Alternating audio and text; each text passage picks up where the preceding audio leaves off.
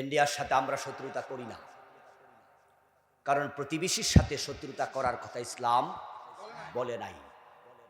ইসলামের শিক্ষা হলো প্রতিবেশীর সাথে ভালো আচরণ করো। আমরা ইন্ডিয়ার বিরুদ্ধে একটি কথা বলতাম না, প্রয়োজন ছিল না। যদি ইন্ডিয়া দাদাগিরি না দেখাতো, তারা সবসময় বড় ভাই ভাব দেখায়। আমরা পানির যে ন্যায্য হিস্য পাওয়ার কথা, আমাদের যমুনার পানি তারা বন্ধ করে দিয়েছে, আমাদের পদ্মার পানি বন্ধ করে দিয়েছে, আমাদের তিস্তার পানি বন্ধ করে দিয়েছে। আজকে প্রমত্ত যমুনা একটি মরা খাল হয়ে গেছে। তিস্তার পানি আমাদেরকে দেয় না। আন্তর্জাতিক আদালতে বিচার হলো, তারা বিচার মানে না। আবার যখন পানির প্রয়োজন হয় না, বন্যা আসে, তখন তারা সবগুলো গেট খুলে আমাদের দেশটাকে বন্যায় তলিয়ে দেয়। আমাদের ব্যবসায়ীরা যখন গরু কিনতে যায়, আপনাদেরকে আমি প্রশ্ন করি, যাদের বিবেক আছে তারা জবাব দিন। ইন্ডিয়া থেকে গরু যখন আমরা কিনতে যাই, আমাদের ব্যবসায়ীরা যায়, তারা কি মাগনা আনে না কিনে আনে? ব্যবসায়ীরা কি চুরি করে গরু আনতে পারে? ওদেরকে গুলি করা কেন হবে? তোমাদের লোকদেরকে বলে দাও, বাংলাদেশের কাছে গরু বিক্রি করিও না, আমাদের ব্যবসায়ীরাও কিনবে না। কিন্তু তারা তাদের দেশের লোকদেরকে নিষেধ করে না। আর আমাদের ব্যবসায়ীরা যখন কাঁটাতারের এপারে থাকে, গরু কিনতে যায়, তারা ওখান থেকে গুলি করে মেরে ফেলে। এবার বলুন তো, গরু কিনতে গিয়ে ব্যবসায়ী কতজন মরল? কিন্তু ফ্যান্সি ডিল কিনতে যাইয়া কয়জন মাদক চোরা চালানকারী মরছে? আজ পর্যন্ত শুনেছেন যে ফ্যান্সি ডিল কিনতে যাইয়া গুলি খাইছে? কারণ তারা জানে গরু খাইলে শক্তি হয়, ফ্যান্সি ডিল খাইলে মরা লাগে। ওদের চিন্তা হচ্ছে যুব সমাজকে ধ্বংস করে দাও। আমার বন্ধু, আল্লাহর দ্বীন কায়েমের জন্য এই নেতাগুলো, মানুষগুলো কত পরিশ্রম করেছে, তাদেরকে তারা হত্যা করলো। আলহামদুলিল্লাহ, কিচ্ছু করতে পারে নাই। বরং প্রমাণ হচ্ছে, বাংলাদেশের বর্তমান প্রেক্ষাপট বলছে, শহীদদের রক্তের বিনিময়ে আল্লাহ আমাদেরকে বিপ্লব দিয়ে দিছে। ইসলাম জিন্দা হতি হে হর কারবালা কি বাত। যখনই কোথাও রক্ত যায়, রক্তের শক্তি অনেক বেশি। রক্ত হলো পেট্রোলের মতো, যেটা ছাড়া গাড়ি চলে না। ইসলামী বিপ্লবের জন্য রক্ত দিতে হয়। তাই বদরের যুদ্ধের দিন ৫,০০০ ফেরেশতা জমিনে নেমেছিল। তারপরও সেখানে ১৪ জন মুজাহিদের রক্ত জমিন রক্তাক্ত করা লেগেছে। আপনারা জানেন যে বদরের যুদ্ধে কাফের ছিল ১,০০০, মুসলমান ছিল ৩১৩। আসমান থেকে ফেরেশতা আসছে ৫,০০০। যে ৫,০০০ ফেরেশতা, কাফের ১,০০০, অনুপাত দিলে 1:5, ৩১৩ প্লাস বোনাস। ৫,০০০ ফেরেশতা আসলো, ১,০০০ কাফের গেল। তাহলে আমরা প্রতি কাফের বিপরীতে ৫ জন করে ফেরেশতাকে যুদ্ধের মাঠে দেখেছি। যখন যুদ্ধ শুরু হয়ে গেল, এক একজন কাফের বিপরীতে ৫ জন ফেরেশতা যুদ্ধ করেছে। কাফের নিহত হয়েছে ৭০ জন, মুসলমান শহীদ হয়েছে ১৪ জন। আমার প্রশ্ন, ৫ জনের বিপরীতে একজন কাফের যুদ্ধ করে হেরাই তো ময়রা সাফ হওয়ার কথা, মুসলমান শহীদ করার সুযোগ পাইল কেমনে? ফেরেশতা কি সেখানে যুদ্ধের শিথিলতা দেখিয়েছিল? তাহলে ১৪ জন শহীদ হলো কেন? উত্তর কি হবে? আমার বন্ধু, আমি যেটা বুঝি, ডেফিনেটলি আল্লাহ তাআলা যুদ্ধের ময়দানে কিছুক্ষণ সময়ের জন্য হয়তো ফেরেশতাদেরকে বলছেন, তোমরা থেমে যাও, কারণ লড়াইটা তোমাদের সাথে নয়। লড়াই হলো মুসলমানের সাথে কাফেরের। ফেরেশতা হলো সহকারী সৈন্য, ঠিক কি না? মূল সৈন্য হলো মুসলমানের ৩১৩।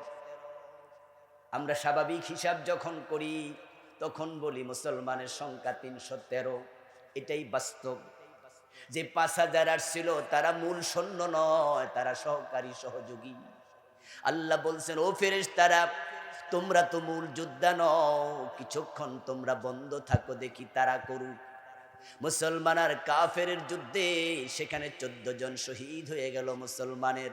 আল্লাহ বুঝাতে চাইলেন, রক্ত যদি জমিনে না পড়ে, পেট্রোল ছাড়া যেমন গাড়ি চলে না, তেল ছাড়া গাড়ি চলে না, শহীদের রক্ত ছাড়া কোনো জমিনে দিনের বিপ্লব হয় না। ওয়াত্তাখিযা মিনকুম শুহাদা। কোরআনে আল্লাহ বলেন যে আল্লাহর সিদ্ধান্ত হচ্ছে তিনি কিছু মানুষকে শহীদ হিসাবে কবুল করে। সুবহানাল্লাহ। ইন্ডিয়ার সিদ্ধান্ত ছিল বাংলাদেশের ইসলামকে তারা শেষ করে দেবে, ওদের ঘাড়ে তারা ভর করেছে, কিন্তু কিচ্ছু করতে পারে নাই। বরং আমরা দেখেছি আলহামদুলিল্লাহ, বরং বাংলাদেশে এখন ইসলামওয়ালারা মাথা উঁচু করে কথা বলে, ইন্ডিয়ার দালালেরা লুকানোর জন্য ইঁদুরের গর্ত তালাশ করছে। ওই দরবেশ বাবার দিকে তাকাও, পলানোর জন্য মুখের লম্বা লম্বা দাড়িগুলো কামাই ফেলেছিল, পলানোর সুযোগ পায় নাই। যে বিচারপতি শামসুদ্দিন মানিক আল্লামা সাইদির নাম ধরে কোর্টে গালিগালাজ করেছে, সাইদির দিকে তাকাইয়া আল্লাহ তাকে এমন বেজ্জতি করছে, পলানোর সময় গলার মাঝে গামছা লাগাইয়া কলা পাতার মাঝে আল্লাহ শুইতে বাধ্য করেছে।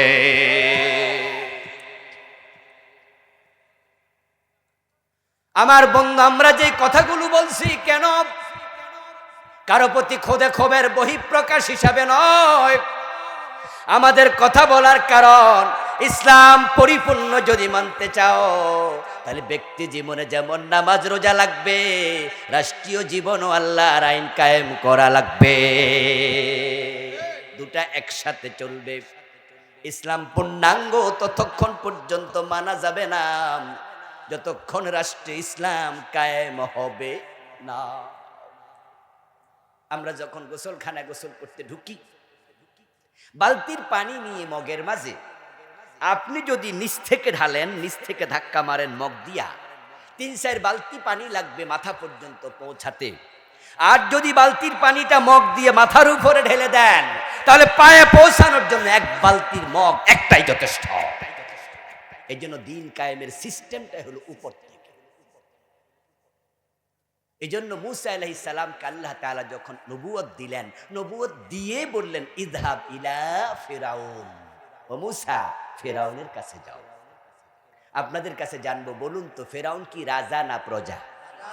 তাহলে আল্লাহ নবী মুসাকে কার কাছে পাঠাচ্ছেন? রাজার কাছে। ইব্রাহিম আলাইহিস সালামের দাওয়াতি মিশনে দ্বন্দ্ব শুরু হলো নমরুদের সাথে।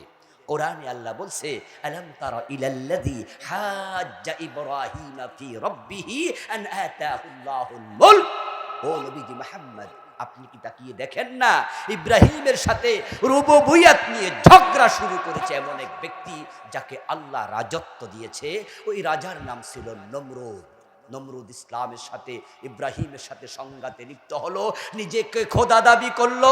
ইব্রাহিম আলাইহিস সালাম চ্যালেঞ্জ শুরু করলেন, তাকে দাওয়াত দিয়ে বুঝালেন তুমি রব না, রব হচ্ছে ওই আল্লাহ যিনি প্রতিদিন সূর্যকে পূর্ব দিক থেকে উদিত করে। তুমি যদি খোদা হও তাহলে পশ্চিম দিক থেকে তুলে দেখাও। নমরুদ চুপ মেরে গেল। ইব্রাহিম দাওয়াত দিলেন নমরুদের কাছে, প্রমাণ হয়ে গেল নমরুদ রাজা, ফেরাউন রাজা। রাসূলকে আল্লাহ বলছেন ওয়ানজির আশিরাতাকাল আকরাবিন। ও নবী, আপনি আপনার আপনজন আবু জেহেল, আবু লাহাব তাদেরকে দাওয়াত দিন, তারা ছিল মক্কার রাজা। ইসলাম রাজাদেরকে আগে জন্যই দাওয়াত দেয়। দেশের নেতারা ঠিক হয়ে গেলে দেশের প্রজারা এমনি তারের মতো সোজা হয়ে যায়। আপনারা বলুন তো, আমাদের সাবেক প্রধানমন্ত্রী উনি যদি ঘোষণা করতেন আমার ছেলে জয় যদি মদ পান করে তাকে 80 বেত লাগাও। আমাদের স্বরাষ্ট্রমন্ত্রী যদি ঘোষণা করতেন, পুলিশের আইজিকে বলতেন যে আমার ছেলে মদ পান করলে 80 বেত লাগাও। আপনার এই আসনের যিনি এমপি উনি যদি ঘোষণা করতেন ওসি সাহেব আমার ছেলে মদ পান করলে আপনি আইনের হাতে তুলে দেন, 80 বেত লাগাইয়া দেন। নেতারা যদি ঘোষণা দিত সাধারণ মানুষ মদের বোতল পেলে ঠান্ডা পানি খাইত। কিন্তু আমরা ইসলামকে সব সাধারণ মানুষের কাছে নিয়েছি। আমরা হুজুররা, তাবলীগ জামাতের ভাইয়েরা, পীর সাহেব হুজুরের মুরিদেরা, আমরা ইসলামের দাওয়াত দিচ্ছি সাধারণ মানুষের কাছে। দিতে হবে। রাসূল বেলালকেও দিয়েছেন, হযরত আব্দুল্লাহ ইবনে উম্মে মাকতুমকেও দিয়েছেন, দিতে হবে। কিন্তু প্রিয় নবী দোয়া করেছেন আবু জেহেলের জন্য, দোয়া করেছেন ওমরের জন্য, আল্লাহুম্মা হদি আহাদাল উমরাইন। ও আল্লাহ, দুইজন ওমর মক্কায় আছে, একজন আমর ইবনে হিশাম, আরেকজন হচ্ছে কি ওমর ইবনুল খাত্তাব। এ দুজনের এক ওমরকে আল্লাহ তুমি হেদায়েত দাও। ইসলামের বিজয়ের জন্য আমার দুই ওমরের এক ওমর দরকার, কারণ তারা সমাজে প্রভাবশালী মানুষ যখন ইসলামের পক্ষে এসে যায়, দিন বিজয় সহজ হয়ে যায়। আমাদের দেশে আমরা নেতাদের কাছে ইসলাম প্রচার করতে রাজি না, তাই আমরা বলি ওরা ওদের মতো দেশ চালাক, আমরা আমাদের মতো মসজিদ চালাবো। এটা ইসলাম প্রচারের মূলনীতি না। মূলনীতি হলো সাধারণ মানুষের কাছে দাওয়াত দিতে হবে, নেতাদের কাছেও দিতে হবে। ট্রেন চলার জন্য চাকা কয়টা লাগে? কয় পাশে চাকা লাগে? ট্রেনের রাস্তা কয়টা? একটা সচল আর একটা নাই, ট্রেন আগাবে। আমাদের পা কয়টা? একটা কেটে ফেলেন, তখন আপনি আর হাঁটতে পারবেন না, আপনাকে অন্য একটা ভর দিতে হবে। ওই দিক না থাকলে মাটিতে গড়াগড়ি খেতে হবে। সাইকেলের দুটি চাকা, একটা চাকা যদি আপনি নষ্ট করে ফেলেন আরেক চাকা দিয়ে আগাতে পারবেন না। প্রাইভেট কারের চাকা, বাসের চাকা, দুই দিক থাকা লাগে, তাহলে সমানভাবে আগাবে। দাওয়াতও লাগবে, আইনও লাগবে, দুটা একসাথে না হলে বিপ্লব হবে না। আলহামদুলিল্লাহ, স্বাধীনতার আগে, স্বাধীনতার পরে এই বাংলাদেশে শত বছরের ঐতিহ্য, সংস্কৃতি, মাহফিল। আমরা জোনপুরের পীরের কথা শুনেছি, আমরা হযরত আবু বকর সিদ্দিক ফুরফুরা দরবার শরীফের পীর সাহেবের কথা শুনেছি।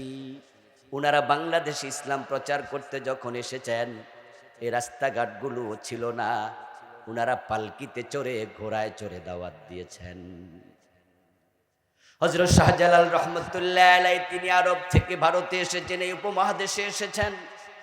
এমন সময় এসেছেন যখন ডিঙ্গি নৌকা করে আসতে হতো। আজকে যন্ত্রচালিত ইঞ্জিনের নৌকাগুলো ছিল না। ইসলাম প্রচারের জন্য এসেছেন, আলহামদুলিল্লাহ। তাদের মাধ্যমে দেশের হিন্দু, বৌদ্ধ, খ্রিস্টান, ইহুদিরা কালেমা পেয়েছে। কিন্তু সেই ধারা আজকে অব্যাহত। এই দেশের ইসলাম ইন্ডিয়ার দেওবন্দ থেকে এসেছে। আমাদের ওস্তাদরা 3 স্তর সামনে গেলে আমরা দেওবন্দি আলেম পাই। আমি পড়েছি ধামতি আলিয়া, আমার শাইখুল হাদিস নসর ভাইয়ের বাবা ফজলুল করিম হাফেজাহুল্লাহ, উনার ওস্তাদ খুরশেদ আলম সন্দীপী রাহেমাহুল্লাহ, তারপরে আবুল কাসেম নানাতুবি রাহেমাহুল্লাহ। আবুল কাসেম নানাতুবি উনি দেওবন্দের প্রতিষ্ঠাতা, আমার দাদা ওস্তাদ। ঠিক এইভাবে আলিয়া বলেন, কৌমি বলেন, সনদের 2-3 স্তর সামনে গেলে দেওবন্দ। এদেশে ইসলামটা ইন্ডিয়া হয়ে এসেছে। দেওবন্দ যেই দেশে, সেই ইন্ডিয়াতে মুসলমান সংখ্যা খুব কম, হিন্দু সংখ্যা গরিষ্ঠ। তাই তারা শুধু নামাজ, রোজা, হজ, যাকাত এই তালিমটাকে প্রাধান্য দিয়েছে। কিন্তু আমাদের ভূখণ্ড মুসলমানের 92% আমরা মুসলমান। শুধু নামাজ, রোজা, হজ, যাকাতের তালিম যদি আমরাও দেই, তাহলে চোর ধরে হাত কাটার কথা কে বলবে?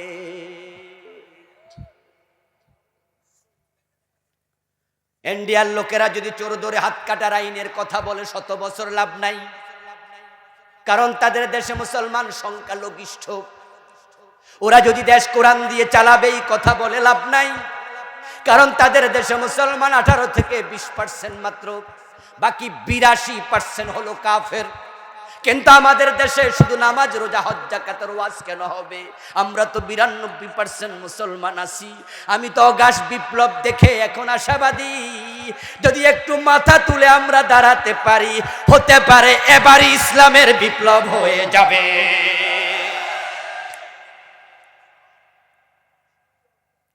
আগে ভাবতাম বিপ্লবের জন্য দরকার অস্ত্র, দরকার প্রশিক্ষণ, দরকার জিহাদ।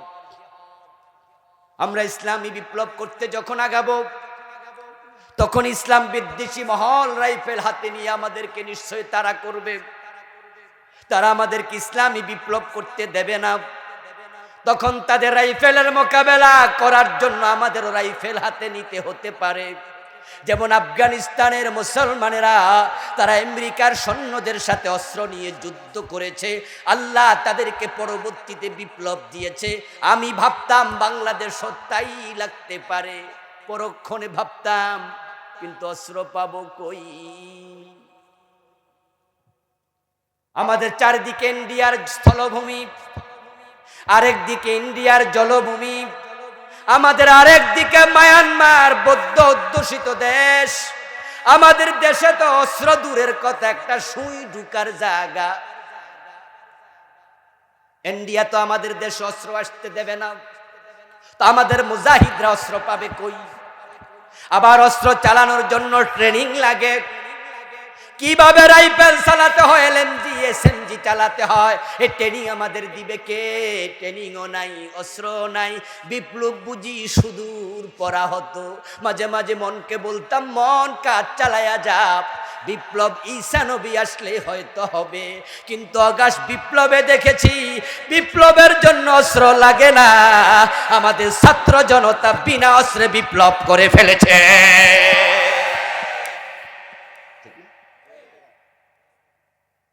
এই যে অগাস্টে বিপ্লবটা হলো, আমাদের ছাত্রদের কাছে কি রাইফেল ছিল? তো বিপ্লব কেমনে হলো? কারণ তাদের অন্তরে সাহস ছিল। বিপ্লবের এক নম্বর পুঁজি সাহস। এই জন্য আপনারা দেখেছেন 2000 জীবন দিয়েছে, কিন্তু রাস্তা থেকে ঘরে পালাইয়া যায় নাই। আমাদের ঢাকা বিশ্ববিদ্যালয়ের একজন ভ্রান্ত শিক্ষিকা সাক্ষাৎকারে তিনি বলেছিলেন, কয়জন মারবা? একজন মারলে 10 জন আসবো, 10 জন মারলে 100 জন যাব। আর এক বোন ছাত্রী, ইউনিভার্সিটির ছাত্রী, সে বলেছিল পিছানোর সুযোগ আর নাই, এখন সামনে আগাতে হবে, কারণ পিছনে পুলিশ, সামনে স্বাধীনতা। মনে আছেন? মনে আছে? এই সাহস নিয়ে যদি আমরা রাস্তায় নামতে পারি, আবু সাইদের মতো বুক পেতে দিয়ে জালেমের বুলেট বুকে নেয়ার মতো হিম্মত তৈরি হয়। 2000 প্রাণ দিয়েছে, আগস্ট বিপ্লব হয়েছে, প্রয়োজনে আমরা 2 লক্ষ প্রাণ দিয়ে কোরআনের বিপ্লব ঘটাবো ইনশাআল্লাহ। রাজি আছেন না নাই? প্রয়োজন শহীদ হতে কে কে রাজি? হাত তুলে দেখান।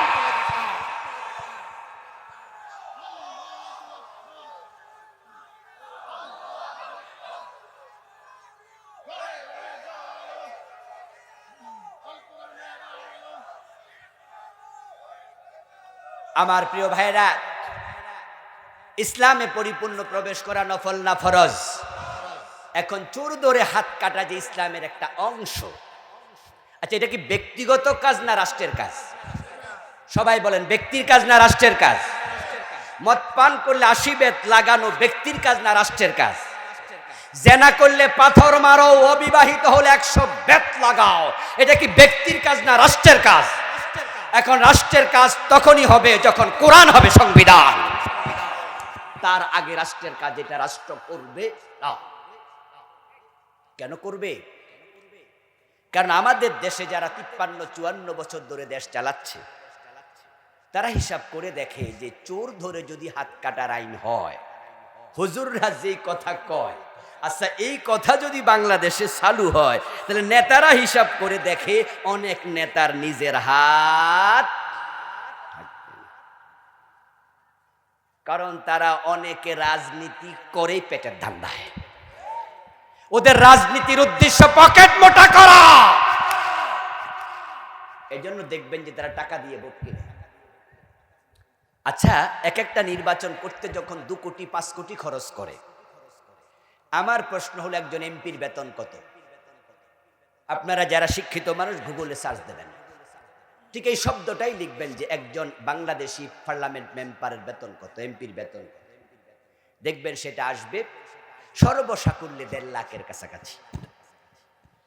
আচ্ছা, 1.5 লাখ টাকা যদি একজন এমপির মাসিক বেতন হয়, 2 লাখ করে ধরেন, আমি 50,000 বাড়াইয়া দিলাম, তাহলে হিসাব করতে সহজ হবে। 50,000 বাড়াইয়া মাসে 2 লাখ যদি হয়, বছরে হবে 24 লাখ।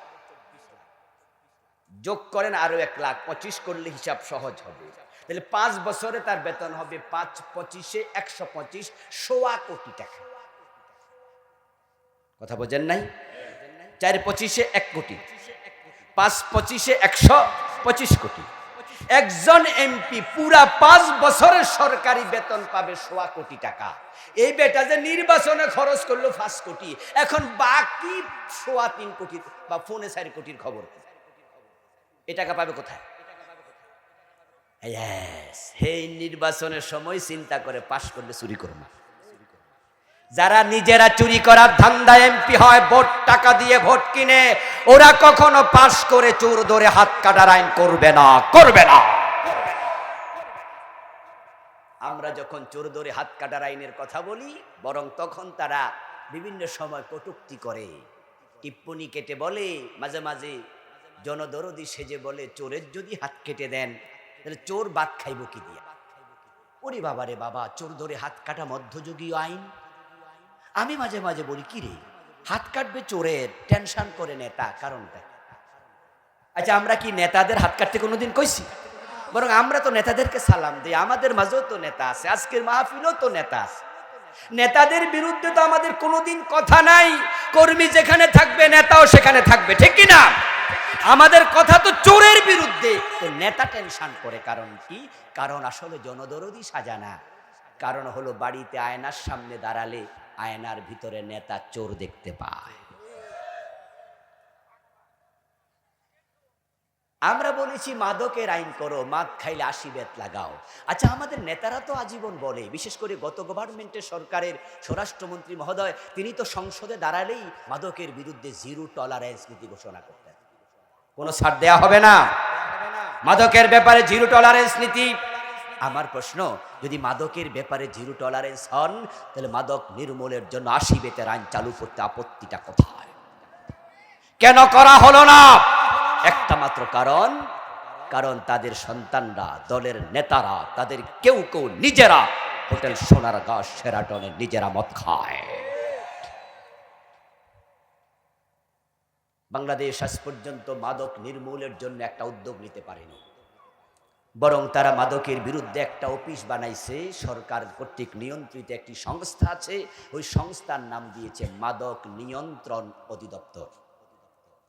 এটা কি আপনার এইবার খুব জোরে গাড়ি চালায়, 90-তে 100-তে স্পিড থাকে, তখন আমরা যাত্রীরা মাঝে মাঝে বলি, এই ড্রাইভার সাহেব কন্ট্রোল করো, গাড়ি আস্তে চালাও, নিয়ন্ত্রণে চালাও। বাবা, নিয়ন্ত্রণ মানে কি স্টার্ট বন্ধ করে দিয়ে বসে থাকা? নিয়ন্ত্রণ বলতে আমরাও তো বুঝাই 60-এ চালাও, 70-এ চালাও। ওনারাও বানাইছে অফিস মাদক নিয়ন্ত্রণ, মানে কিছু কিছু খাও। এখন এই কিছু খাবে কেডা? আপনার সন্তান খাইতে পারবে না, গরিবের ছেলে পারবে না, খেলে তাকে জেলে দেবে। কারণ হোটেল সোনারগাঁতে রিক্সাওয়ালা কি মদ খাইতে যেতে পারবে? চৌকিদারের ছেলে পারবে? কৃষকের ছেলে পারবে? তাহলে সেখানে মদ খাবে কারা? মদের বার কাদের জন্য সেখানে নিয়ন্ত্রিত রাখা হয়েছে? এই নেতাদের ছেলেদের জন্য, নেতাদের নিজেদের জন্য। তারা নিজেরা মদ খেতে বারে চলে যায় হোটেল সোনারগাঁয়ে। শুধু মদ খায় না, মদ খাইয়ার সাথে মেয়ে নিয়ে নাচে। সেখানে পুলিশ অভিযান চালাইছে কয়দিন? মাঝে মাঝে পত্রিকায় দেখবেন পুলিশের অভিযানে 5 লক্ষ পিস ইয়াবা জব্দ। পুলিশের অভিযানে এখানে মাদকের চোরাচালান জব্দ, পুলিশের অভিযানে মাদক সেবী জব্দ, পুলিশের অভিযানে মাদক বিক্রেতা জব্দ। আমার প্রশ্ন হলো, এত জায়গায় অভিযান চলে, হোটেল সোনারগাঁয়ে একটা অভিযান কেন নয়? কারণ সেখানে তো নেতারাই অনেকে আছে। অথচ দেখেন ইসলামের বিধান, রাসূলুল্লাহর মেয়ে চুরি করলে তারও ছাড় নাই, ওমরের ছেলে মদ খাইলে তারও ছাড় নাই। ইসলাম কত সুন্দর! মসজিদে যে আগে ঢুকবে সেই আগের কাতারে দাঁড়াবে। যদি মসজিদে এলাকার মেম্বার, চেয়ারম্যানও পরে ঢোকে, সামনের কাতারের রিক্সাওয়ালাকে কলারে ধরে পিছনে আনার অধিকার তার। আলাউয়ালু ফালাউয়াল, শুরুতে যে যাবে সামনে সে বসবে। আল্লাহর ঘরের মাঝে কিভাবে সমতা! মসজিদে যখন চেয়ারম্যান ঢুকবে, যদি এলাকার কোনো নেতা চেয়ারম্যান তার পাইক পেয়াদার সাথে থাকে, তার থাকবে ফিয়ন, তার সাথে চকিদার দফাদার। যদি এলাকার কোনো সামনে রিক্সাওয়ালা বসা, তাকে টান দেয়, চেয়ারম্যান নিজেও তখন ধমক মেরে বলবে, এই বেটা চকিদার পিছনে যা। এটা আমার অফিস না, এটা আল্লাহর ঘর মসজিদ। সে বোঝে আল্লাহর ঘর মসজিদে সবাই সমান। ইসলাম যদি সমাজে আসে তখন অফিসের মাঝেও হবে সবাই সমান। ওমরের দিকে তাকান, যখন তিনি জেরুজালেম রওনা দিলেন তখন উনার সাথে চাকর ছিল একজন মাত্র, খাদেম। খাদেম ওটের রশি টানতেছে। একটু দূর যাওয়ার পরে হযরত ওমর বললেন, ওটটাকে একটু বসাও। খাদেম মনে মনে ভাবলেন হযরত ওমর রাদিয়াল্লাহু তাআলা আনহু হয়তো টয়লেট ইস্তেঞ্জায় যাবেন, উনার কোনো হাজত হয়েছে, তাই ওটটা বসালেন। কিন্তু হযরত ওমর হাজতে যাবেন না। ওটটা বসার পরে ওমর ওটের পিঠ থেকে নেমে তিনি তার খাদেমকে, চাকরকে, গোলামকে বললেন, এবার ওটের পিঠে তুমি ওঠো, ওমর রশি টানবে।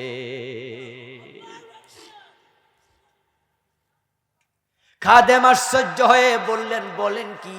আপনি অর্ধ দুনিয়ার প্রেসিডেন্ট, অর্ধ পৃথিবী করেছো শাসন, ধুলার তখ্তে বসে, খেজুর পাতার প্রাসাদ তোমার বারে বারে গেছে খসে। নবীজি যে ওমরের ব্যাপারে বলছেন, লাউকানা বাদি নবিয়ান লাকানা উমর। কবি নজরুল বলেছেন এই হাদিসের অনুবাদে, আজি বুঝিয়াছি কেন বলেছিলেন শেষ পয়গম্বর, মোর পর যদি নবী হতো কেউ হতো সে এক ওমর।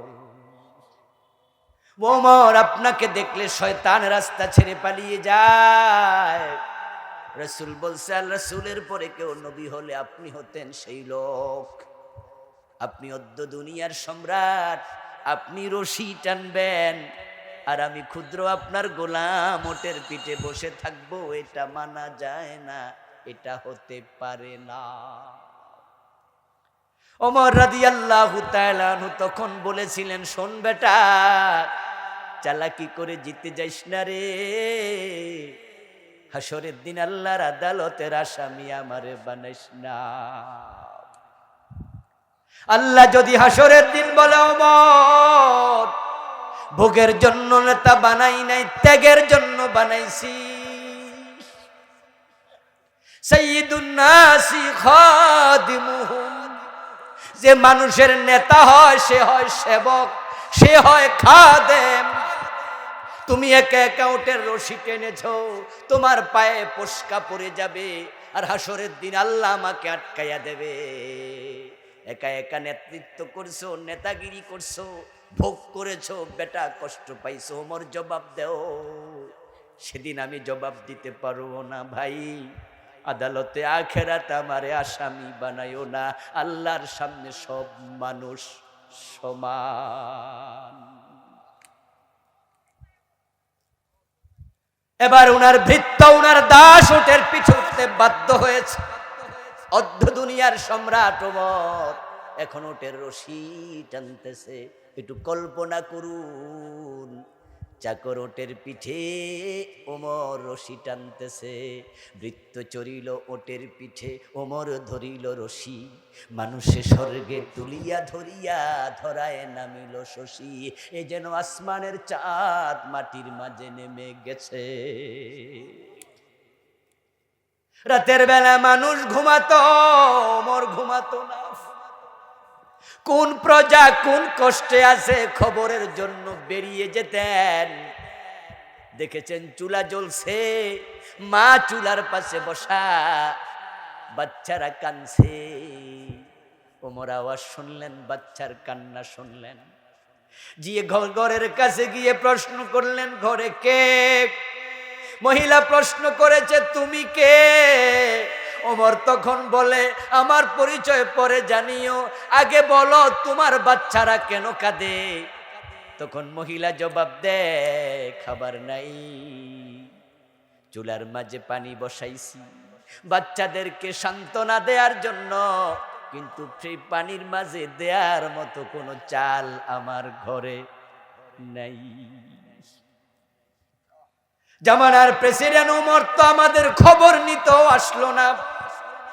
হযরত ওমর ভয় পেয়ে গেলেন, এই মহিলার কথা শুনে ভাবলেন এই মহিলা আমার কথা বলে ফেলছে, নিশ্চয় আদালতে আখেরাতে আল্লাহর সামনে একই অভিযোগ করতে পারে। দৌড়মাইরা গেলেন কোষাগারের যিনি কোষাধ্যক্ষ, তাকে বললেন একটা আটার বস্তা আমার কাঁধে তুলে দাও। কোষাধ্যক্ষ বললেন হুজুর আমরা তো আছি, আমাদের কাঁধে দিন। ওমর জবাব দেয় আখেরাতে আমার গুনার বোঝা তোমরা তো কাঁধে নেবে না, তাই এই বোঝাটাও আমাকে কাঁধে নিতে দাও। ফারুক আজম ওমর বলতেন যদি ফোরাতের ওই তীরে কোনো বিড়াল না খেয়ে মারা যায়, যদি একটা কুকুর না খেয়ে মারা যায়, আমি ওমরের ভয় হয় আল্লাহর কাছে হয়তো এই জন্য জবাব ওমরকে দিতেই হবে। ইসলামী খেলাফত আমাদেরকে আমানতদারিতা শিখাইছে, অশান্ত পৃথিবীকে শান্তি দিয়ে ভরে দিয়েছে। যে জাহিলিয়াতের যুগে কোরআন এসেছিল, ওই কোরআন যখন সমাজে পরিপূর্ণ কায়েম হয়ে গেছে, তখন জাহিলিয়াত আর ছিল না, খায়রুল কুরুন হয়ে গেছে। আমার রাসূল বলছেন খায়রুল কুরুনি করনি, তোমরা বলো আইয়ামে জাহিলিয়া, আর আমি নবী মুহাম্মদ ঘোষণা দেই আমার যুগ পৃথিবীর সর্বশ্রেষ্ঠ যুগ হয়ে গেছে। হযরত ওমর অর্ধ দুনিয়া এমন ভাবে শান্তি কায়েম করেছিলেন। হযরত ওমর তো একা একা গাছতলায় ঘুমাতেন, বডিগার্ডের প্রয়োজন আর ছিলই না। মদিনা থেকে হযরত ওমর জেরুজালেম চলে গেলেন, ওটের রশি টানার জন্য একজন চাকর, সাথে কোনো বডিগার্ড আর নাই।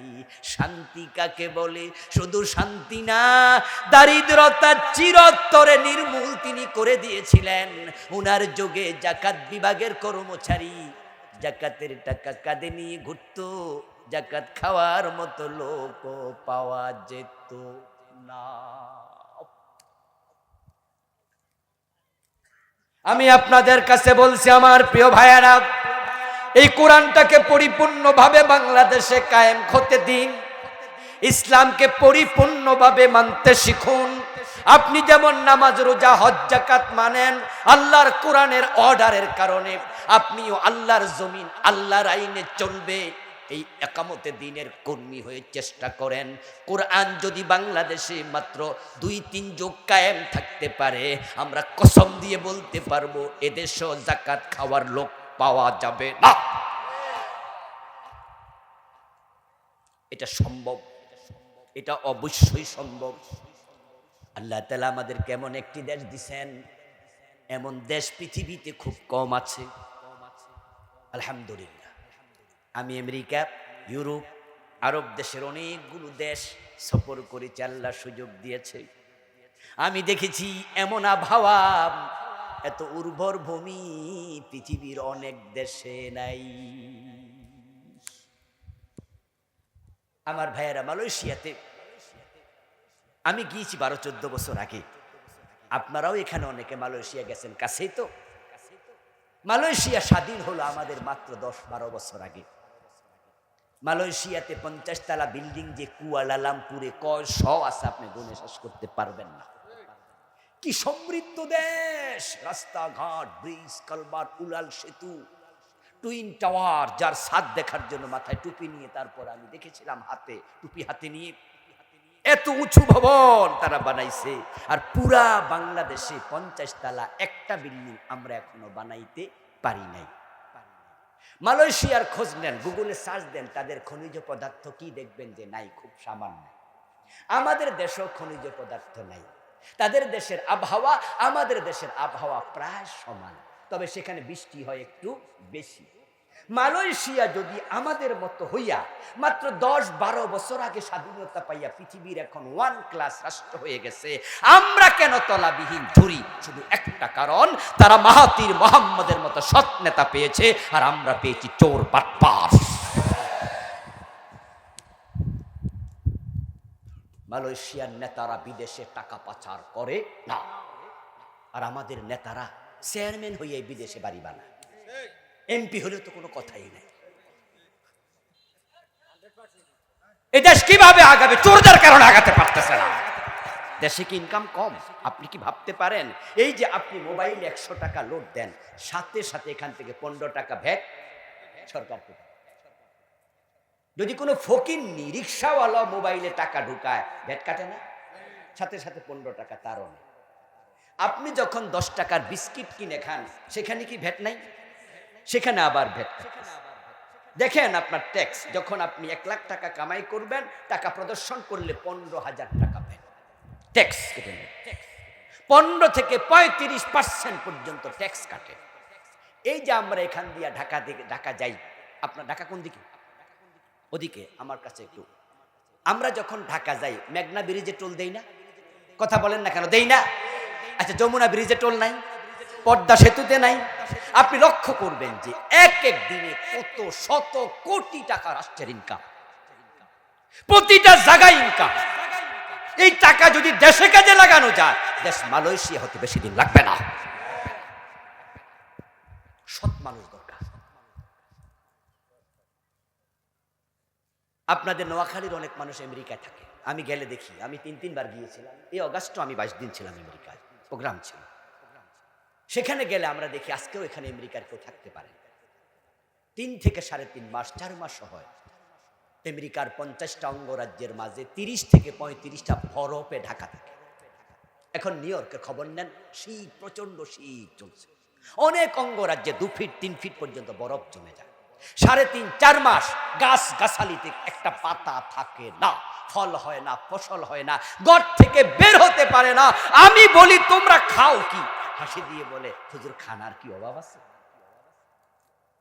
আমার দেশ 12 মাস ফল হয়, 12 মাস ফসল হয়। আমার দেশে মানুষ কেন 15 টাকা দিয়ে ডিম কিনতে হবে? 250 টাকা দিয়ে কেন সয়াবিন তেল 1 কেজি কিনতে হবে? আমার দেশে কেন মানুষ কষ্ট পাবে? 12 মাস ফসল হয়, গরিব থাকবো কেন? তারা তো 3.5 থেকে 4 মাস কিচ্ছু পায় না, কারণ তারাও কিন্তু আমেরিকার একই অবস্থা, খনিজ পদার্থ নাই। দেশের সম্পদ দেশে রেখে ওরা দেশটাকে সোনার দেশ বানিয়ে ফেলেছে। ওয়াশিংটন ডিসিতে সাবেক প্রেসিডেন্ট বারাক ওবামার বাড়ি দেখতে গিয়েছিলাম 2021 সালে। আমি বারাক ওবামার বাড়ি দেখতে গিয়ে দেখি মাত্র 2.5 তলা একটা বিল্ডিং। যেই বাড়িতে বারাক ওবামা থাকে, আমেরিকার 2 বারের প্রেসিডেন্ট, 8 বছর প্রেসিডেন্ট। আমি প্রশ্ন করলাম আমার বাঙালি এক ভাইকে, কি রে বলিস রে, এটা বারাক ওবামার বাড়ি? বলে, হ্যাঁ হুজুর, এটাই তো আপনারে দেখাইতে আনছি। আমি কইলাম, আমার দেশের চৌকিদারের বাড়িও তো আরো বড় হয়ে যায়, পুলিশের কনস্টেবলের বাড়ি আরো বড় হয়ে যায়, ঠিক না? আর আমেরিকার প্রেসিডেন্ট 2.5 তলা বাড়ি। উনি হাসতে হাসতে জবাব দেয়, তারা তো আর আমাদের মতো চোর না। আমার দেশের আবহাওয়া আল্লাহর কত বড় নিয়ামত, কল্পনা করতে পারবেন না দোস্ত। একটা আম খাইয়া আমের বিচিটা ফেলে দেন, দেখবেন 2 মাস পরে সেখান থেকে নিজে নিজে গাছ হয়ে গেছে। সৌদি আরবে যারা যান, মিশরে যান, কাতারে যান, দুবাইতে যান, ওই দেশে দেখবেন যে গাছের নিচে 5 লাইন আছে। সৌদি আরবে গেলে দেখবেন, দুবাইতে দেখবেন, প্রতিটা গাছ সকালও পানি দেয়া লাগে, বিকালও পানি দেয়া লাগে, না হয় গাছ বাঁচে না। আর আমার দেশের লাউ গাছ, যদি রাস্তায় লাউ ফেলে দেন, রাস্তার পাশে শক্ত লাউ, পচা লাউ, ওই লাউ খায় পাখি। ওই পাখি আবার পায়খানা করলে গোটা বের হয় কোথাও লাউয়ের দানা, সেখানেও তার পায়খানা থেকে লাউ গাছ হয়ে নিজে নিজে লাউ ধরে। 12 মাস যেই দেশে ফসল হয়, যেই দেশে 12 মাস সবজি হয়, ওই দেশের মানুষ না খায়া থাকার কথা না।